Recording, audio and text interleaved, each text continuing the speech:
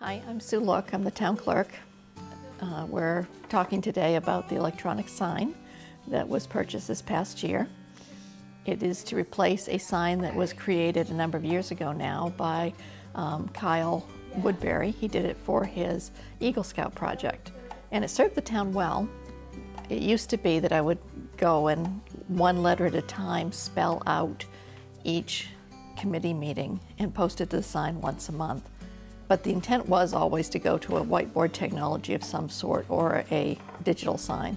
And there was money set aside for that.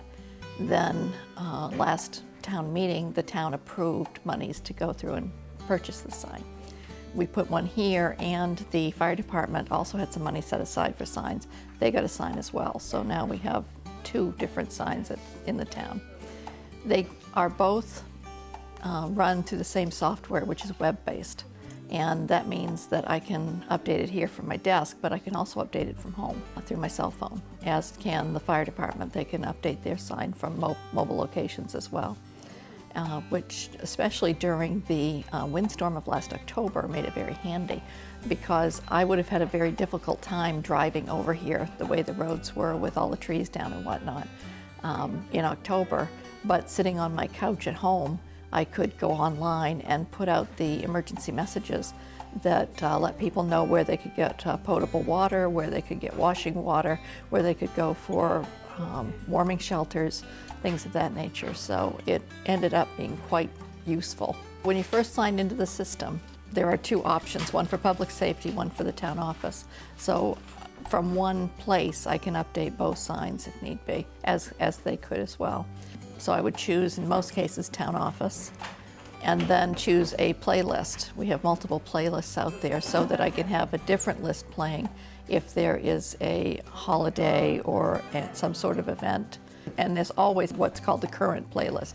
So if the special one ends, we don't have any blank space on the sign. It will continue. Currently, we're running the slides for 6 seconds each. Just going out and looking at it and watching it, that seems to be a good amount of time so that people have time to read the entire slide. I try not to put too much data on there, just the bare minimum of what they need to know when a meeting is or what message we want to get out. Set on that screen is the transitions. And for that, we have to, I always set it at none. The state law is set so that we can't have any sort of animation, is what they call it, and transitions like fading in and out or a message flying into the screen.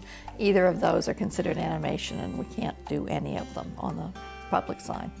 I try and keep there a good contrast between the lettering and the image so that it's clearly visible, because the main thing is I want the public to be able to see the message that we're trying to get out. But at the same time, I want the image to remind them of what this message is, so they might not need to read it all the time. I'm trying to keep with the same image for each committee, for instance. We do have a limitation on the number of slides that it's self-imposed. We've set it at now about 8, because in the course of a couple of days, we figure people going back and forth past the sign are likely to be able to see all 8 slides, or there's a potential of that. If we got many more than that, they really wouldn't. Any message we tried to put out would be lost in the shuffle of too many slides. It is an LED sign, which means it's incredibly bright at night. And we have the ability by hour to change the brightness of the sign. So right now I have it set for during the day, it will be at 100% brightness. But at night it goes down to 25% brightness. The selectmen have approved a sign policy so that it's just town-related messages that are going to be on the sign. We will possibly make some exceptions, and there will be a request form on the website, which will be under, from the home page, you would click on general information, and then under that, reports and forms, and the form will be out there. That form is sent into the town office. We give it to the town manager, and he's the one that makes that determination whether a exterior message can go on there. The selectmen also said there would be no commercial messages, nothing for sale, nothing along that line that would go on the sign. So we are limited in that. If you have any questions about the sign, you're welcome to give me a call.